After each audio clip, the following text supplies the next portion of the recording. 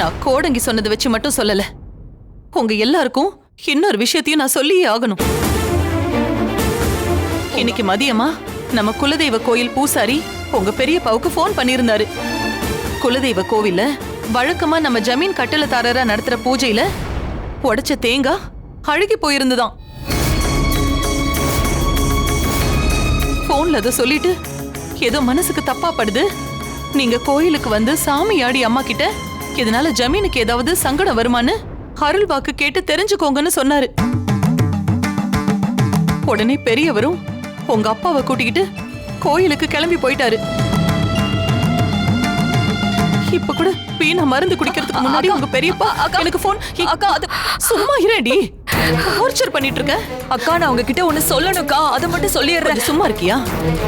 பெரியவரும் உங்க அப்பாவும் சாமி அடிக்கிட்ட பூஜையில தேங்காய் அழுகுனத சொல்லி அருள் வாக்கு கேட்டிருக்காங்க.